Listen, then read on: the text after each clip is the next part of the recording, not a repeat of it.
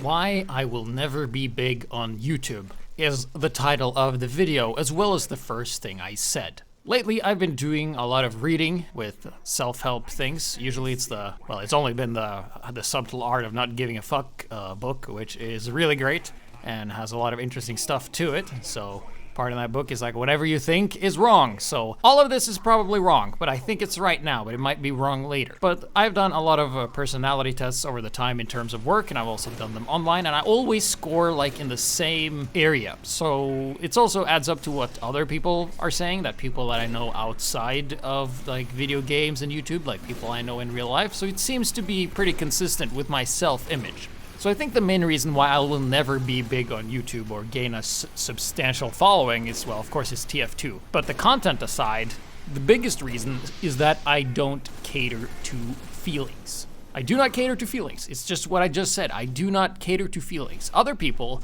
who you may have watched say things repeatedly over and over just to stretch out the video. So I do not cater to feelings. Did I mention I'm not catering to feelings? That's what I'm doing. I'm not catering to feelings. By not catering to feelings, which I have stressed by saying not catering to feelings a lot, I will not connect as well to my viewer base as other YouTubers do. And often, people will connect with seeing that they have it. Like maybe they are talented, charming, something along those lines. But usually, from my observations, it's that they have these feelings that they connect with their audience with. I mean, you've heard the term, I am emotionally invested, right? If I don't cater to feelings in my content at all, it's hard to be emotionally invested. And that's what a lot of people are into these days because of how your social life is. Like you right now, sitting in a room by yourself, listening to me talk, right?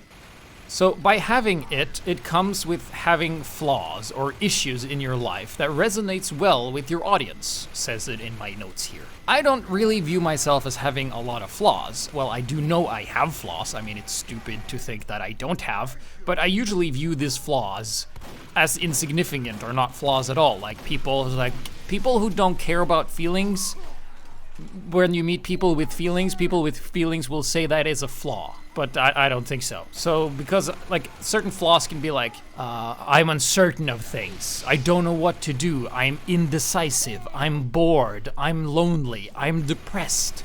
Like all of these kind of states that I never enter because I am a very selfish person. I have amazing self-drive, self-discipline and stuff that I've taught myself over the years. And I can empower myself and I can be happy by myself because I never think, am I happy? And I never think, oh wow, I'm unhappy and wow, my life sucks and my life choices suck. I never thought that because I always make a way and I find a way. I should have said find a way first. What I mean is I find a way, and if there isn't a way, I will make one. That is kind of my personality type. I am like the commander leader. I will just push through and even step on people if I have to reach my goals. So yeah, flaws. So these flaws where people connect to, like being indecisive, maybe having a weak voice, maybe a weak personality, something like that.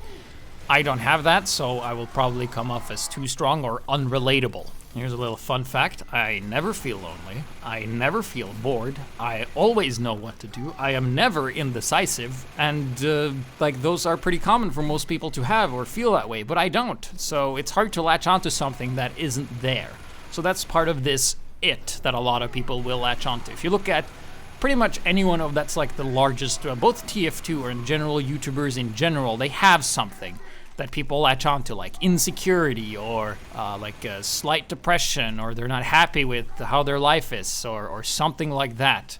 Of course, you have the other spectrum where people appear like as a god, but that's part of like money worship and other stuff. But we won't go too into that because I don't think it's important. Then again, watching these and studying other YouTubers for a while, I find that also myself, it's watching other people's flaws that will get other people interested and invested in you. Because it's relatable. Like if you appear as me, you know, as a perfect, flawless being that I am, obviously, then you know, people will watch people who are similar to themselves. So if you are depressed, you might be able to find, like, maybe unconsciously other content creators that also are depressed who aren't really saying it, but you can kind of pick up on the vibe because of the feelings that I don't give. And also the part of just watching people who are bad is more entertaining than watching people who are good generally. Sure, you got some people who are really good and really, really popular, but there's way more popular people who are awful at what they do, and people just watch and gobble that up because that is entertaining and investing to them, because they too are bad at stuff. Another, interesting part about this and why I will never be big on YouTube is because I genuinely believe that I am better than others at the stuff I am good at. So this, if you ever followed me in my competitive days, this was definitely true, because I spent around 8 hours every day practicing, trying to get better, and then find teammates who also spent 8 hours every day trying to get better was a real challenge, because I could never find anyone who I genuinely felt was on my same level. I felt it when I was playing against people, but I never felt like I had teammates who were like having that kind of game sense. So I would often talk down to people and stuff like that. It's not their fault, but it's that at that time I didn't have such a great understanding of how to convey that message and just accept that I would be better than anyone. And I have the stats to prove it. Like, whenever I play casual or play any other games, I'm usually at the top. I'm usually very good. And whenever I meet someone who's better than me, I find that extremely motivating, and I just want to get better than the person I played, because I enjoy having good fights. If you regularly watch my content, then you know that I have a pretty cynical view of the world, and my humor is very, very Norwegian translated into English, where I will just say what's on my mind and I don't really care what you feel. Like, some people in the past have been like, when I've shitted on their demos when they have been playing terrible, and then I say that they're playing terrible because they are playing terrible, then they've been like, you hurt my feelings. But when you say you've hurt my feelings to me, you said, you've hurt the things you don't care about. And I am not going to pretend to care about stuff I don't care about, because I find that worse. A lot of people will have these two-faced attitudes, which is why I hated staying in Korea for an extended period of time, because they are so two-faced and they pretend to care when they absolutely don't. I think it's better to show that you don't care when you don't care. I think that's better, instead of going around having to spend mental energy lying and creating this fake face of yourself instead of just telling the truth. Because I have no problems inviting people over and they're like, no, I can't come today because I don't want to come. I have something else I want to do, and it's fine. You don't have to make up an excuse of how your dad exploded in order to not show up. I mean, it's fine. I mean, ask if you want to. If I ask, like, do you want a glass of water, and you say no, I'm not going to be offended, right? So, despite being very cynical of the world, another reason that I won't be big on YouTube is that I make what I want to make, and what I want to make isn't always what people want to see. There's things I'm passionate about, believe it or not. I'm very passionate about, like, game balance, fairness, having good fights and stuff.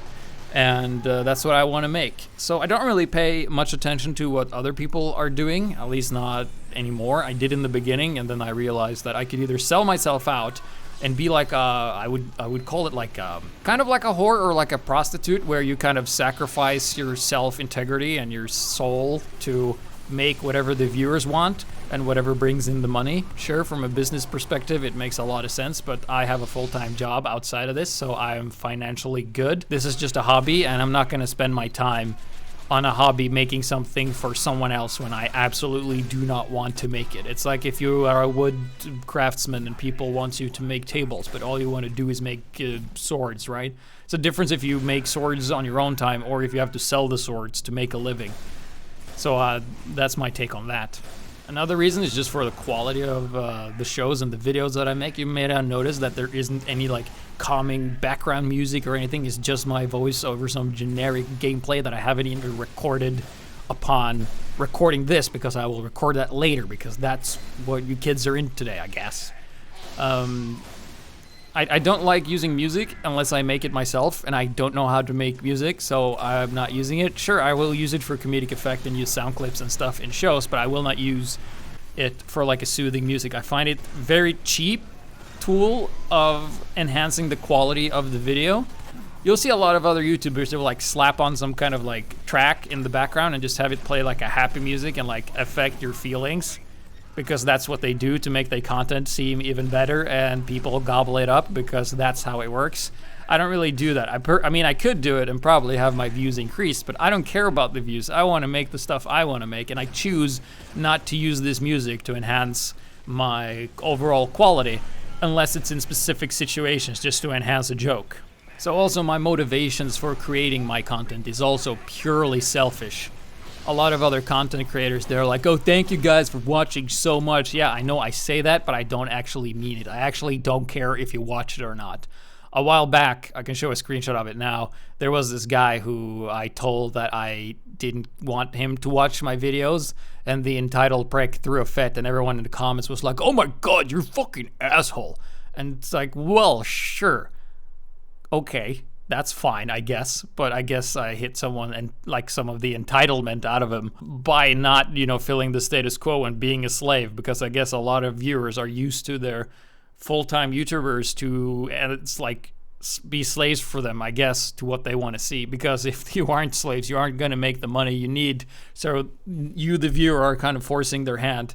But that won't happen with me, because I'm selfish and powering. So I'm like, I would hate to be reliant on my viewers to do what I do.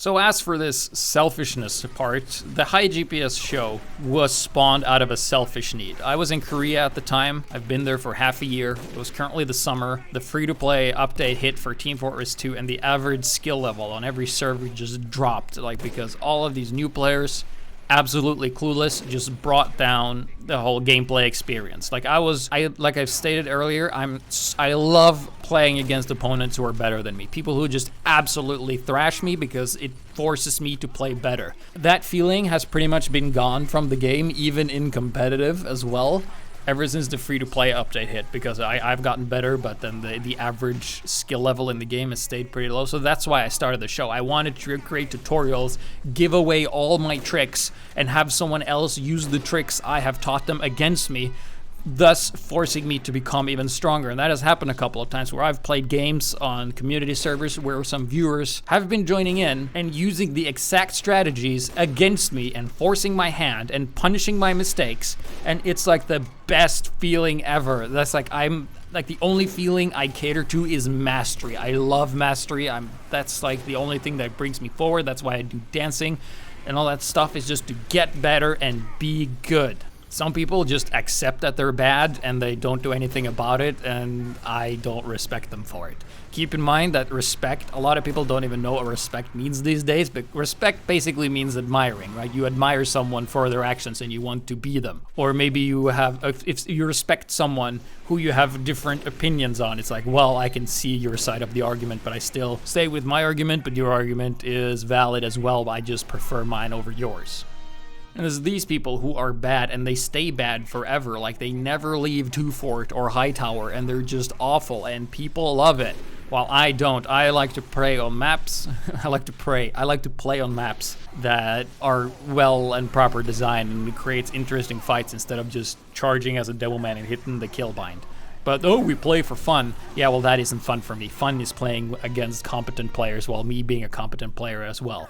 Another thing is that when I play TF2, I actually prefer to play alone, despite what you may think from my exaggerated reactions and play times when I play How to Win Casual by myself and I yell at my team for being awful when they're being awful. So in that regard, I don't really socialize a lot with others online. I mean, I socialize in real life, and I have friends in real life that I hang out with and play games with and do stuff. I just don't have, like what many of you might have, like online friends that you've met through online, and you're like, you hang out and you play games together and you have a fun time. I'm saying that's fine, that's good for you, but that I have no interest in that. I prefer people I can meet face to face, and when I'm in front of the computer, I prefer not to talk to anyone unless they're one of the aforementioned friends that I know in real life. Which is why like going to LANs were particularly not very good for me. I didn't really connect with anyone because I found most of the people that I met really socially awkward and weird and hard to connect to. I mean, like some of them didn't even know how to shake a hand.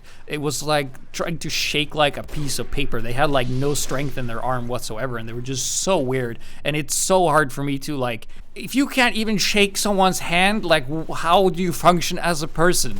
My answer is that you function as a person online, but not in like real life. So, but I did meet some cool people. So not all of them, but like mostly the people I just found genuinely uninteresting and not appealing and not really giving me anything. And I felt like I had to carry a lot of the conversations, which is something I do because I'm like this extroverted commander type, which takes control and I guide everything because I have tried not doing anything and then just nothing happens. Like, people are so passive. I can't imagine what it's like having two passive people hang out and not say a word. That to me is the worst feeling ever. God, that is terrible. So speaking of myself, like, I am the director or commander type of person. I know I'm aware of my weaknesses, and I try to like empathize more because empathy is a thing that it's very easy for me to ignore. I mean, sure, I can be empathic, but there's so many things I just absolutely don't care about. And it's hard for me to care about stuff that I don't care about. It makes sense. It's hard for you to imagine things you can't imagine, right? So it's very easy for me to ignore how other people feel in order to achieve my goals. I have no problems pushing other people aside or say crude things if it gets the job done. Like I said before, if there isn't a way, I will make one. So a lot of this might come off as an asshole, I guess, but in that case, sure, I can be an asshole. I also, in the part of being asshole, there's many other TF2 YouTubers that I perceive as weak. Like, not strong, because I genuinely think I am better than others at some times. Not like a better person, but I would say I'm a better creator or I'm a better player or something like that, because being a person is completely individual and up to interpretation and blah, blah, blah. But I just find like their style is weak. This comes from like my understanding of like the Norwegian culture, which is all about strength. So showing weakness isn't really something that I enjoy, but you have to show weakness sometimes because you have to show weakness in feelings and stuff, which I know I have to do, but I think it's wrong, but everything I think is wrong anyway. So it's like a double wrong. Is this confusing? Sure, try to follow if you aren't weak. And it's like this weakness, you know, people have weaknesses themselves and it's this weakness they latch onto. I'm not sure if this is true because I can't perceive myself as you perceive me, but I perceive myself when I come on the show and do my YouTube stuff that I'm not particularly weak to anything other than having a weak team. That's when I have these fake mental breakdowns that I pretend to have, which makes for great entertainment, and they get the most views anyway, so I know what tickles people fancy. Rage makes people watch your content. By having these, I would say, like, weaker YouTubers. I mean, like, weaker in personality, like maybe they're depressed or sad or aren't very strong or they're lonely or bored or anything like that I previously mentioned, then the viewers will also be weak because they are the ones latching onto it in the same way. Lonely, bored, indecisive, not in control of their own lives. This is especially true for students, where if you're a student, you know that you are just being shuffled through, not having a say in the matter unless you drop out. And then, of course, you are extra weak if you do that, according to society. But I don't think if you are weak, if you drop out, if you decide to drop out and see, like, fuck this, I'm doing something else. And also, I am not a gatekeeper. A lot of other YouTubers I see do this, not just TF2 YouTubers, but YouTubers in general that have, like, this commentary style that I am doing now. They will tell you how to feel. They're gatekeepers, and they'll say, like, this isn't right, and this is right, and if you think otherwise, you are wrong. And they will have like videos and thumbnails that are like super clickbait. It's like, it's time to stop and we need to talk and I quit. It's like a video where they have made a video of I quit like every 4 months or something. It's just so weak, man. It's just like the weakest stuff ever, like appealing to people's feelings. I feel like it's like breaking people's arm and then punching the arm that you broke to get to your viewers. It just feels so cheap, and it works because, like I mentioned earlier, like working in a call center, I know what to say to calm people down, and people are so easy to manipulate when they're stressed out or focused or something, or aren't aware that they're being manipulated, because you can just guide them to where you want them. You can just say 3 things like, here's the recipe. First they go like, hey, I have this problem, and then I just echo, oh, you have this problem? I just echoed what they say, and the perception from the person is like, oh, the guy I'm talking to is listening. Yes, I'm listening, but I also don't care what you're saying. I'm just parroting whatever you're saying. And then later you can just say like, I understand that the problem you're having is a problem. Very vaguely, you can be a bit more specific than that. But if you say that, the people be like, oh, this person is empathetic and cares about my problem because he said my problem was a problem, and he's also echoed the problem. And then later, of course, this is important, so we sort of solve people's problem. If I just say like, hey man, I'm gonna assure you that I'm going to fix your problem, and then they go like, ooh, thank God this person whose only job is to solve my problem will solve my problem, because sometimes I have the impression that people won't solve my problems. So this is like this. It works. It even works in bars and picking up women. I've tried, and it feels like cheating. It's like anyone who's done any kind of like psychology knows that how easy it can be to manipulate people if you hit them in the right time and just push the right buttons. And I feel like a lot of other YouTubers do that, maybe like subconsciously or consciously, whatever, and it makes them great and stuff like that, where they just latch on like, oh man, I feel this and I feel that, but I don't feel this, and then the viewers are like, oh, let's double the sub count because this guy feels stuff and I feel stuff too, even though the content that I watch or they create I just find absolutely garbage. Like entertainment, sure, it's individual, but man, a lot of it's just so bad and uninteresting and unfunny to me. So I will not get it. Like, well, people play Fortnite. I find that game horrible, but it's like the most popular game, so what the fuck do I know?